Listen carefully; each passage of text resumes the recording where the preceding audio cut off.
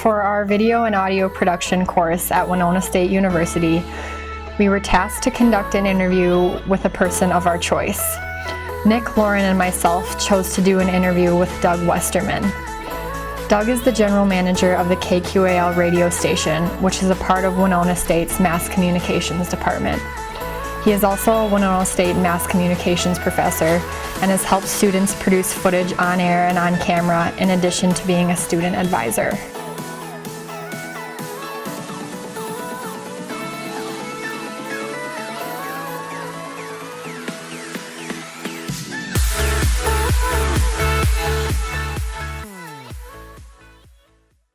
KQAL is our student-operated radio station. It's been on the air since 1975, and it's got a very dual role for both the university and the Winona community because we have a training ground of sorts for our students who are getting on the air for the first time and doing primarily music shifts and sports and things like that.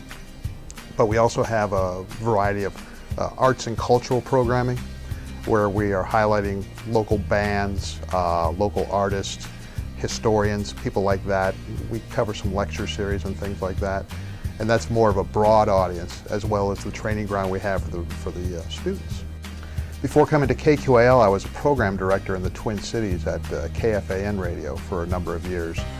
And I came to Winona State in 2010 to run the radio station. And it's been kind of an interesting trip for me because this is kind of how I started my career in radio, was at a campus radio station at Bemidji State back in the 1980s. So it's been kind of a full circle for me career-wise, but it's also been very enjoyable because it's getting back to my roots and helping students become better performers, understanding the art of audio and things like that, and just a nice kind of a change of career path. You're only young once, but you can be immature your entire life, and I think I exemplify that. I'm on the air Thursdays 1 to 3. In the fall, I have head coach Tom Sawyer on with me, which is always kind of fun talking about the football team, but then we always make a point to kind of veer off and talk about non-sports topics. You enjoy it? Oh, I love it. It's probably my favorite part of the week. Yeah. I worked at AM 1500 KSTP, which was a talk station in the Twin Cities. And then after there, I worked for 6 seasons with the Minnesota Timberwolves in their broadcast department.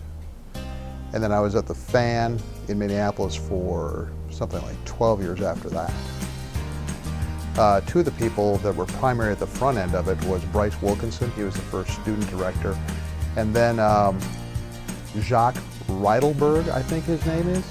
And Jacques was a professor here for many, many years back in the 70s. And they were the driving force behind the radio station, which got it on the air. And originally it was like a 10-watt radio station with an antenna on top of one of the buildings, I think the PAC. I would think any given week we commonly have about 25 to 3,000 listeners a week around the area. Whose idea was a 2-camera shoot? That was mine's. Good idea. Not a lot of intro students do that. It's pretty common sense though, isn't it? Yeah. Music comes from a variety of places. Independent artists, record company representatives primarily. We get downloads, we get CDs, and we still have a collection of LPs, long play albums, here in the studio that students use from time to time, but primarily it's digital and still on CD. There were some things I did as a program director to, kind of, I would say, initiate some of our interns. Back in the day when I was a program director, I would send an intern out to look for a left-handed microphone. I would do things like that. Have them search for the megahertz shovel. That was always a good one, to send them around the station and asking assorted other management types to find the megahertz shovel, which doesn't exist. That's me.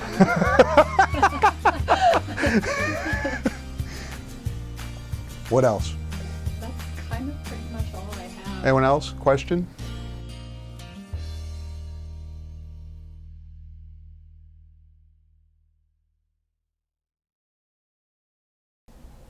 Good? I think so. All right.